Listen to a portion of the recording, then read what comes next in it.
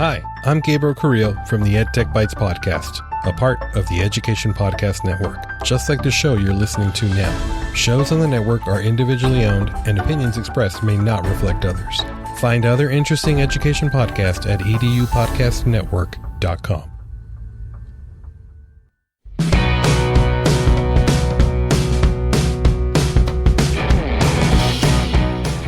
Welcome to episode 112 of the Google Teacher Podcast, your source for the latest Google for Education news, tips, tricks, and ideas you can use in class tomorrow. I'm Casey Bell from Shake Up Learning. And I'm Matt Miller from Ditch That Textbook. And in today's episode, we are talking all about remote learning with Google Meet. We've got so many educators that are using video calls as a part of their online and remote learning. And so we're going to talk about some of the features that are most useful, as well as some tips for you and your students and some ways that you can use it. Of course, we'll also have Google News and updates. We've got a couple of items in the mailbag to talk about and some blog posts to share. So, Casey, you ready to get started? Let's do this.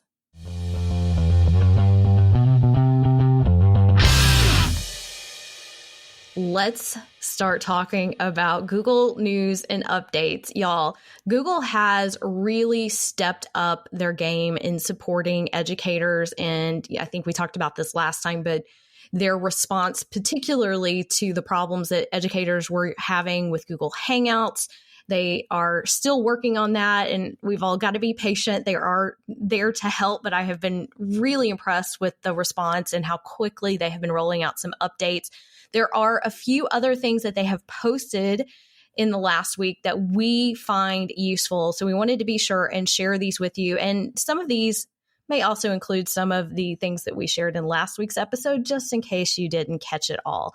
The first thing I want to share is from the Keyword blog, and it is titled Helping Educators and Students Stay Connected. And this post really brings together a lot of the things that Google is doing in one place. And they're trying to help across the globe with this emergency school closure. Teachers and students now suddenly, working and learning from home. What does this look like? And we're all just trying to figure it out, y'all. But what they have included in here is some new stuff too, but I do want to mention Teach from Home, which to me is still kind of the highlight. And we shared this in last week's episode, but Teach from Home is the central hub of information, tips, training, and tools from Google for Education to help teachers keep teaching even when you're not in the classroom. And I have been really impressed with just how clean and simple they have kept this site, straight to the point. Free tutorials, free tips, lots of ideas in there. And of course, they have added a few additional resources in here. One thing I wanted to point out is that Google also announced as part of their $50 million Google.org COVID-19 response that they are giving $10 million in distance learning funding to support organizations around the globe. So thank you, Google, because I know a lot of schools are going to need this, and we are not all lucky enough to have the devices to be able to teach from home and use things like Google Hangouts Meet and things like that. But hopefully with this support, we'll be able to get some connectivity and some devices to some of those areas that need those. But this article includes lots of free resources. They're bringing together blog posts and webinars and all kinds of things that Google for Education is doing. So you definitely want to check this out. Yeah, definitely. This is such a comprehensive resource, and it's something that they continue to update pretty much every single day. So definitely check that out. If you are a teacher who is trying to create some home learning situations, or if you are a parent who has listless children at home, like I kind of do, and are trying to find some meaningful things for them to do, there is a really great page that has been created called Learn at Home. And you can find that learnathome.withyoutube.com. And this is just basically a great big curation of YouTube channels that are grouped by age levels. So these are all different learning channels that, give kids something meaningful to do and watch. So they're grouped into channels for families with kids 13 and older, channels for families with kids 5 and older, and then channels for families with preschoolers. So as you start to look through in the 13 and older, you've got some things like Bozeman Science. There's Crash Course by John Green. You've got Duolingo. You've got just a wide variety of things available for them. And if you go to the kids 5 and up, you've got some fun things like there's this one called Amoeba Sisters. There's Crash Course Kids. There's Goldie Blocks. There's Nat Geo Kids. And then if you go to the preschoolers one, you have all things animal TV. You've got Arthur Reed. You've got Math Mania, Mother Goose Club, PBS Kids. So lots and lots of these YouTube channels. So if you're looking for something meaningful to watch with your kids, or if you're looking to provide some options to your students, a lot of these videos and a lot of these channels would be really, really good. I love that they're just pulling together things in a easy place for teachers to find these. This stuff's out there and everybody is searching and desperate for information at this point. So yeah, just having these put together in one place, which is what I think all these sites and channels are doing for us, is so greatly appreciated. The other article that I want to talk about from the Keyword blog is called Connecting People with COVID-19 Information and Resources. Well, guess who's searching right now about this virus? The whole world, right? Google knows what we search for. They're showing some Google Trends, which is pretty interesting to look at, and how people are searching for it across the globe. They are expanding the entire search experience to provide easy access to authoritative information, and health authorities alongside new data and visualizations are all being embedded into that. I've been noticing that too, popping up just when I'm in Google search, whether you're searching for COVID-19 or not, that there are little icons and little buttons and things that are popping up with important information and reminders. So that is being pushed out, and they're adding more resources every day. The other thing I found particularly interesting in this article was the link to google.com/COVID-19. And that is their information and resource site. So there's a lot here, but it's very clean. It's easy to read. And they're apparently launching this in several different languages as well. So even if you can't get it right now in your native language, or the languages that maybe your students are speaking and parents need this information, or whoever you need to communicate with, they've got health information, safety and prevention tips, data and insights, resources to help, and how they're supporting relief efforts. And then, of course, links to the blog. But they've got this kind of curated in a very clean website, so you can see videos. You can also see like common search criteria, phrases, things that people are searching for, remote jobs, what's the news, what is shelter in place, those types of things. And then, of course, if you've ever visited Google Trends before, some of this will look familiar, but showing the search trends across a map and seeing what countries are searching more. It's very interesting to see this, especially during this historical moment, to see how things are evolving. And then tons of resources to help you if you're working from home, coping with anxiety. Y'all, I don't know about you, but I feel like everybody's on edge right now. So we could all use a little meditation and a little prayer right now to keep us focused. And of course, some additional resources. And I'm sure they're continually adding and updating this resource as well. Yep, absolutely. And it's really nice to have just a centralized spot where you can go and find everything all in one place. So that's really good. We wanted to share an update to Google Translate. So, having the ability to put things into multiple languages is always really helpful, especially with remote learning happening. To be able to, offer instructions in different languages or whatever is definitely nice.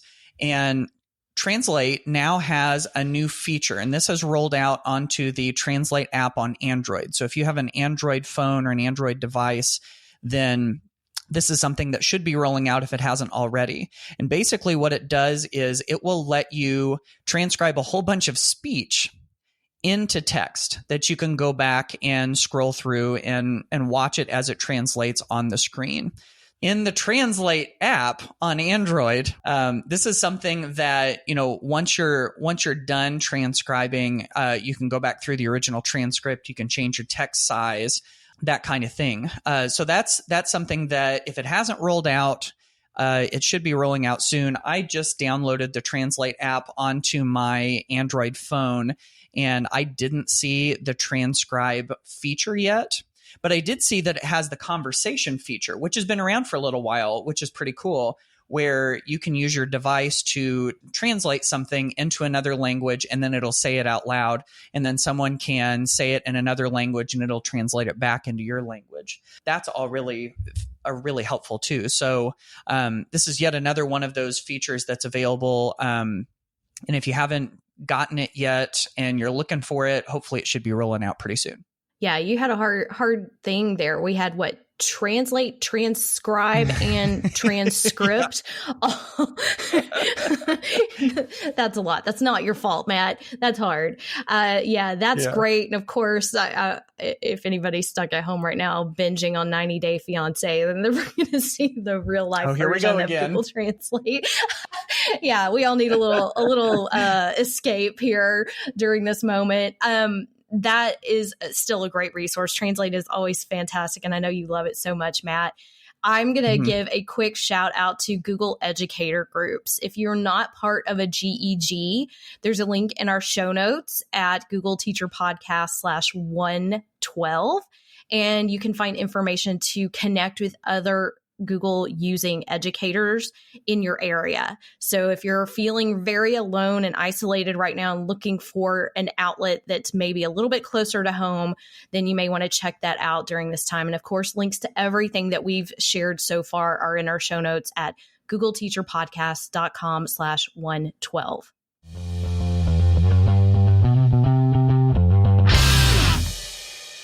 So for our featured content today, we're going to be talking about Google Meet. So a lot of educators really all around the world are using Google Meet and its video chat capabilities to be able to meet with their students and to do a wide variety of things with those video calls. If you're familiar with Google Hangouts, Hangouts is something that Google has used for a long time for the same thing. But Hangouts is going to be sunsetted or, removed eventually. So I think Google is really putting a lot of its eggs into the Google Meet basket. And so that's really what we're going to be talking about. But what did I do? No, sorry. Every time we now talk about meat, I remember you remember the meat episode, the MEAT, and then you just said meat basket. So sorry, I just got really distracted picturing a basket. And I was doing eggs too. Meat. It's like bacon and eggs, right? Google Meet and eggs in one basket. Can I just say I don't like the new naming, and I'm going to struggle with it forever because we've had Hangouts and even I just typed GHO for so long, and now they are still sort of calling them Hangouts Meet, but now everybody's shifting to just using the word meet, and I don't know, that word just sounds so funny by itself. Like it needs context, or I think of roast beef. I don't know. Right. Yeah, exactly. It's continue. I'm sorry. I disrupted you. No, that's fine. No, that's totally fine. Because I'll bet if you're listening to this, I bet some of you are probably thinking that same thing. Like, are we talking about pork chops and hamburgers? So, no, but what's nice is during all of this remote learning that's happening, Google has made a lot of those G Suite enterprise features available for Google Hangouts Meet. For instance, you were only able to record videos and you were only able to live stream if you had enterprise. And by enterprise, hear the word paid and premium, because those are not the things that schools could get for free. But through the beginning of July, those features are available. So being able to take your video calls, your Google Meet video calls, and record them, that's something that we weren't able to do. And being able to live stream. I know you can live stream by creating a calendar event. And then for the video conferencing, you can choose a live stream, which is more of a one-way, lots of people watching as you talk type of feature. And so if you don't have those features and you're using G Suite for Education, you might mention it to your Google admin to see if you can get those features turned on. Usually all you've got to do is just enable those in the admin panel. So yeah, there's lots and lots of possibilities when it comes to using these video calls in Google Hangouts Meet. I still hear it. It's so funny to me. Okay. I want to talk about something else that's coming up a lot right now. So I was asked a million different ways and a million different times about, is Google Hangouts for those that are 13 or younger than 13? You know, we've got the laws about certain apps that we use that kind of hit that, oh, it's okay for 13 and older, but younger can't use it. So Hangouts used to be in that umbrella. And actually, I had to double check because it has been ingrained in my brain for so long to say that. But here's the official word from Google. And I confirmed this with a Googler that Hangouts Meet is part of what they call core services. So when you dig into the terms of service for G Suite for Education, core services can be enabled for any K-12 student. That being said, there is a lot that can go along with that we have to consider at the district and state level, following other guidelines that may be in place, like FERPA. So I've seen a lot of teachers posting pictures of the Hangouts that they're doing with their students. Well, you have to make sure you have permission to do that. So a lot of schools are still saying no, period, to being able to connect in this way because of different things like that. And I totally get it. We got to protect our kids, but I also know we are grasping at straws trying to make this work. So I just thought it was important to address that question because it has come up so much. So officially, under terms of service, any core service, which there are a lot of apps under G Suite for Education that fall under core services, can be enabled for K-12. But that doesn't necessarily mean that there aren't other things in place that might override that. So just keep that in mind. I do feel like this is a district level decision or even a campus level, but definitely need to be aware of what's going on as we continue to do this and try to protect our students. Yeah, I think that's a good thing to bring up. And I'm thinking for me as an and again, this is just Casey and I doing our own, reading and interpreting and doing our best to talk about it on a podcast. So, we're not the legal last word on any of this. And but I think from an educator perspective, if I'm a teacher in a classroom, or I guess a teacher at home now, trying to figure this out, I'm going to go, does my district and campus say that I can use this? And if they do, then I'm going to be as careful with it as I can. So, some of those basic things like, having one-on-one video chats with students, I would totally avoid. Having parents present whenever possible. There's a variety of things that we can do to be smart about using all of this. Now, when it comes to using these video chats, if this is something that you want to do, there's a variety of ways that this can be used. And I think out in the world, people would think that teachers would use video chats like this to teach, like to do direct instruction. And of course, you can certainly use it for that if you want to. Although I know, if I'm doing something like this, I'm going to keep that instruction to a minimum, because having to sit through, we've probably all done this before, had to sit through a big long webinar with lots of dense information. And we're like, oh, I can't believe this isn't over yet. But it could go so much farther than that. I recently published on my Ditch That Textbook blog, I published an article about using Google Meet in the classroom. And really, it's about using video calls in general. It also has this infographic about different ways that you can use video calls for remote learning. So I want to share a couple of those with you. One of them that's super important is class check-ins too, is that if you can get all of your students or some of your students on a video call and just be able to check in on them, let them hear their classmates' voices and see their faces and just see how they are. The isolation is such a tough part. And I know for some of us, we're thinking about how can we continue teaching, but I think we also have to think about how can we provide for the social needs that students usually get by being in person in a school.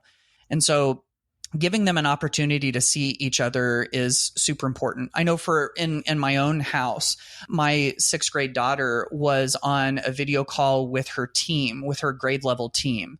So, the English, social studies, science, and math teachers, and then a whole bunch of the students checked in too. And that was so big for her. She's a little social butterfly anyway. So she loves to see her friends and talk to her friends and her classmates, even the ones she doesn't talk to very much. And so having those class check-ins has been super, super huge for her.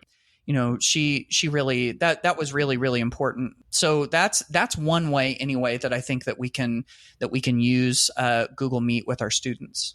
And I totally agree with that. And that confirms what I have heard from other teachers who've been doing this for a while, particularly the teacher that I've mentioned several times, Jennifer Pearson, who was teaching at an international school in China and now has been teaching her students remotely for several weeks. How important just those good morning check-ins can be, the social and emotional needs that our students are having right now and our teachers. So even if you don't have permission maybe to do a Hangout Meet with them, just recording those videos can be so, so important.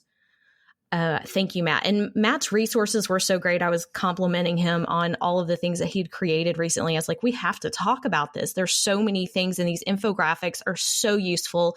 And now hearing that they've been translated by other people and by Matt, even into other languages. So look forward to being able to access those. And Matt's like, don't tell everybody. But yeah, we were already discussing that. And I know that's the sign of a great resource when everybody wants it. So these are fantastic. I also wanted to mention a couple of other free resources that Google has out there that have been particularly useful right now.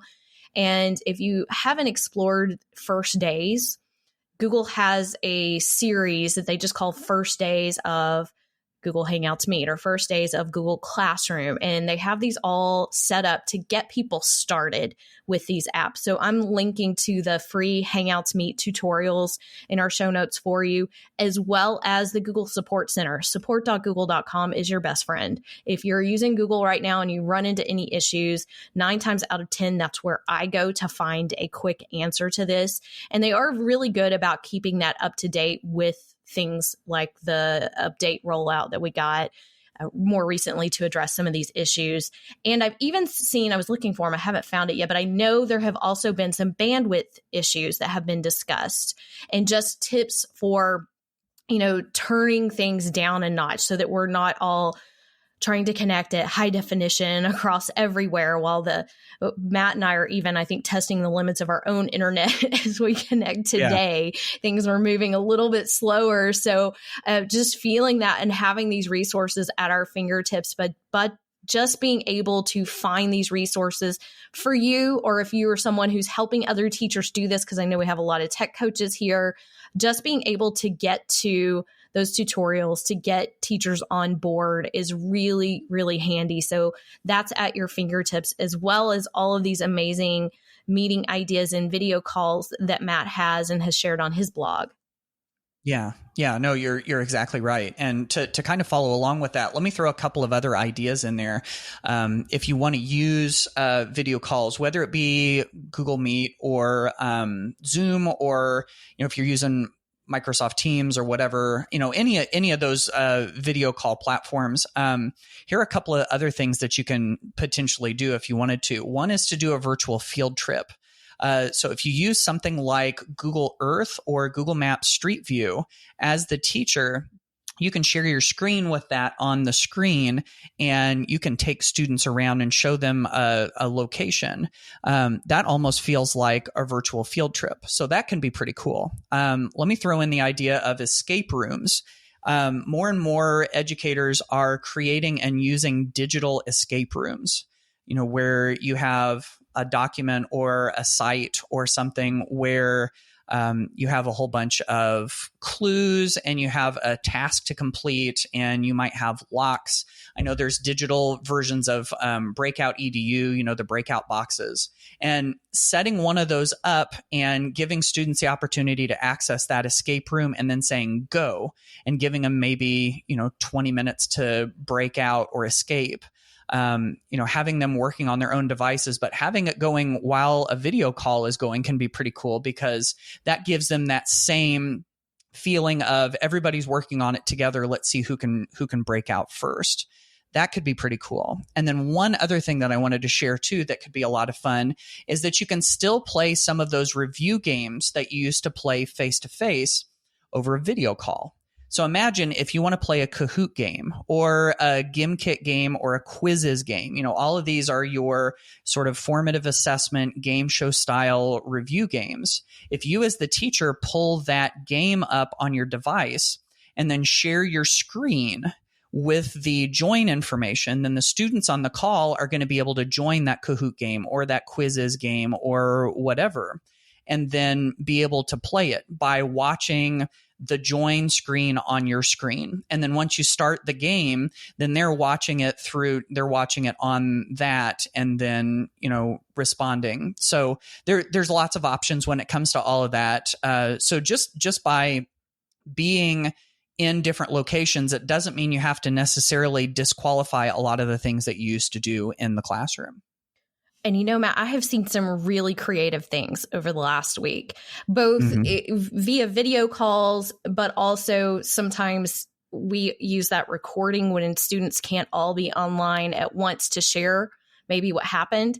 And have you seen the Spirit Days that have been happening this week? No. Yeah. So I have seen some virtual Spirit Days happening. So, the Spirit Days we've always had at school, Pajama Day, School Colors Day, whatever it is, and Red Ribbon Week and all of those things. But I thought that was particularly great just to give kids a little extra, while they're at home, while they're connecting, something else to engage them and to talk about and to keep things light and positive. So I did see some shares online of, Pajama Day, of course, keeping pajamas appropriate for those of you who may teach some of the older kids too. We know where that can go. But at the same time, I feel like this is a fun way to interact. That, again, we're still doing that. Some are having like a pet introduction day where everybody who has a pet at home can introduce their pet.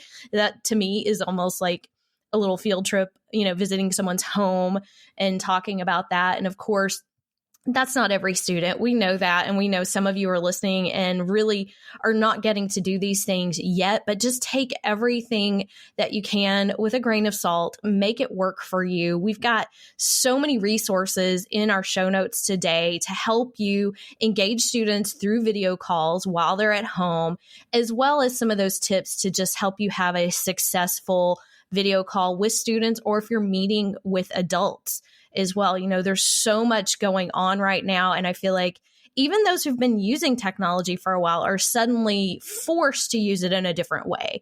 And it's a good learning experience for all of us. I wish it wasn't happening under these circumstances, but let's, make the most of it and stay positive. Yep, absolutely. So if you want to check out any of those resources that we've shared, there's a ton of stuff on our show notes, including some infographics from that post that I did, lots of links to different things that Casey and I have talked about. You can find that on the show notes at googleteacherpodcast.com/112. There's a letter in your mailbox. Hey, you know what? This is all your mail. Hey, maybe I'll give you a call sometime. You've got mail. Okay, Matt and I always virtually jump into the mailbag, so we're going to virtually do that again today.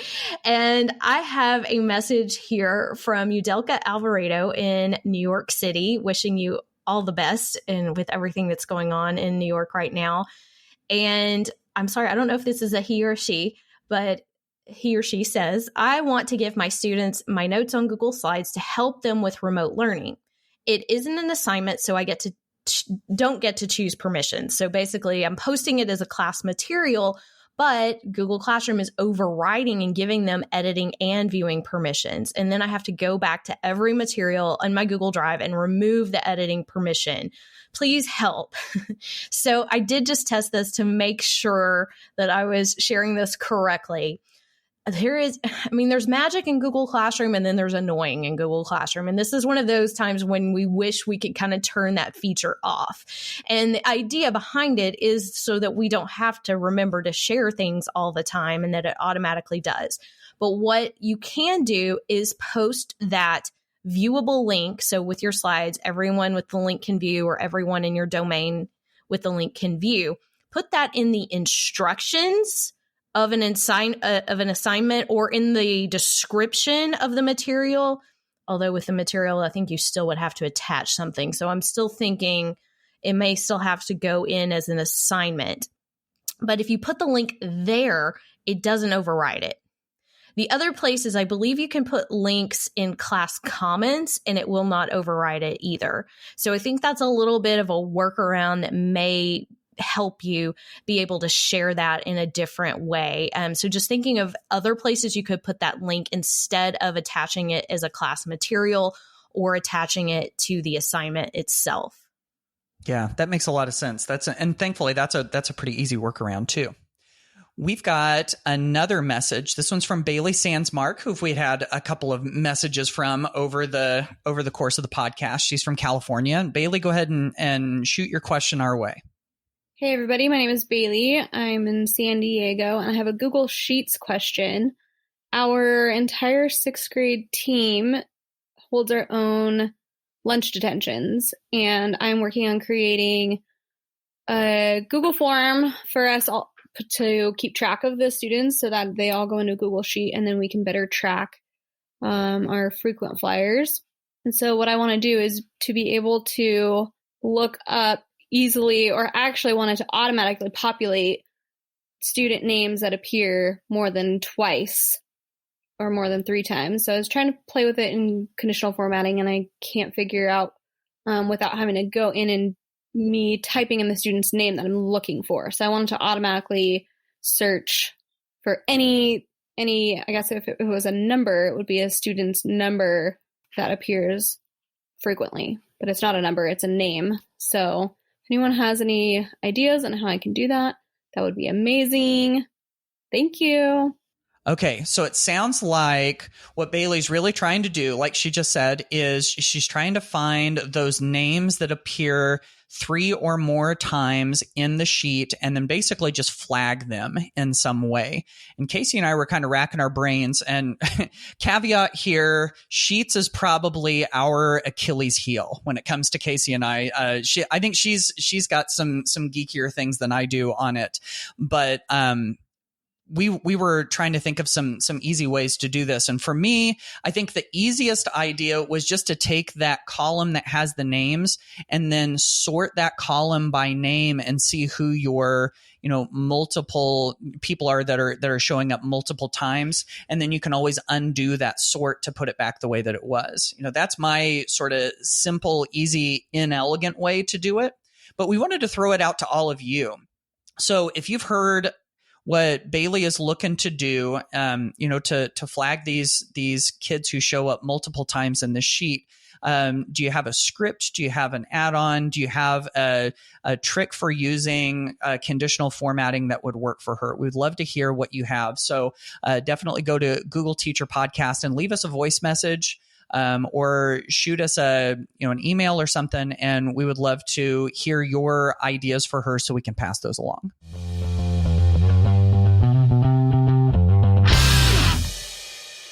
So we've got just a couple of blog posts to share with you, and we will wrap this episode up. So I mentioned earlier about this this post that I added to Ditch That Textbook recently called How to Use Google Meet for Online Learning and E-Learning. And if you haven't checked out this post yet, there is a link, of course, in our show notes to it. And this post is kind of a step-by-step walkthrough of how to get a live video call going, how to work through the different steps of it. It pulls out all of the different features that you can use while you're in the meeting. But it also gives tips and tricks for using it effectively when you're using it for virtual meetings with other teachers. When you're using it with students, there's a little infographic of what students can think of. And then we've also got this other graphic of 9 different ways that you can use video calls in your online learning. So lots of different ideas that you can pull from. And then I also wanted to shout out a project that I'm doing with a friend of mine, fellow blogger and speaker and author, Holly Clark. And Holly's a friend of the Google Teacher podcast. You've probably heard her voice on a previous episode, but she and I are teaming together to create this website called onlinelearningideas.com. And Online Learning Ideas, basically what we wanted to do here was to pull together all of the resources that we could find that might be useful to an educator related to online learning. So we've pulled together pages on using video with students, on doing assessment digitally, on building up relationships with students and all of that. So our goal is to find or create new content and put it up there every day. So we're going to be updating this site on a very regular basis. We just wanted to create sort of a home base, like a friendly home that you could go back to where you could find some of the best stuff that we're sharing from lots of different people that are creating. So if you haven't checked that out, onlinelearningideas.com. And of course, that's going to be fabulous. You and Holly both there contributing all of these ideas and working hard to help teachers get through this ordeal. I have a few other things to share. One thing that I hope will be available by the time this episode airs. So I'm still deep into it. I think I'm about 40 pages into a Google Classroom cheat sheet. I know I probably shouldn't be calling it a cheat sheet anymore, but I am trying to work as fast as I can. I made one of these years and years ago, and teachers are using the old one, and it's really not a good idea. It's old. It doesn't even apply. So I'm working as fast as I can, y'all, to put this together, both for teachers and for students, at least for the older students who can read and understand a cheat sheet like this, to see where things are, how to operate. I know a lot of teachers are having to learn how to use Google Classroom for the first time, or maybe just at a deeper level during this remote learning experience. I also had a Shake Up Learning Show episode that recently released called 10 Google Docs Tips That Every Teacher Should Know. And I worked on this way before I knew what situation we were going to be in. But of course, as everyone is suddenly adapting and learning more Google tools at the moment, it is definitely appropriate to learn how to do some of those things. Some of those things are basic, like file, make a copy. Some teachers just don't know that. And I have an inbox full of requests that prove they don't know how to do that. So be sure that you share that with other teachers. I'm also putting together all of my related remote learning and home learning resources onto one page to make it easy to find. So all of those links will be in our show notes at googleteacherpodcast.com/112.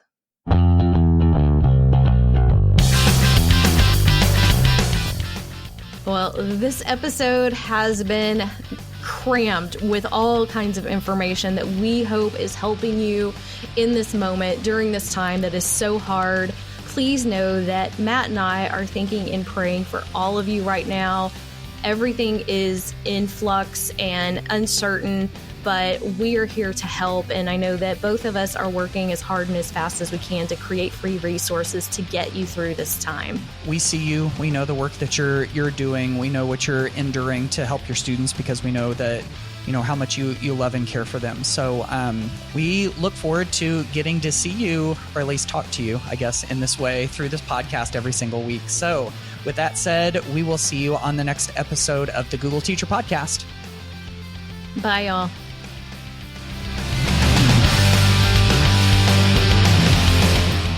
Thanks for listening to the Google Teacher Podcast. Never miss an episode by subscribing wherever you listen to podcasts and by visiting our website, googleteacherpodcast.com. Join the conversation on Twitter by using the hashtag GTPod. Until next time, keep harnessing that G Suite power, and may the Googles be with you.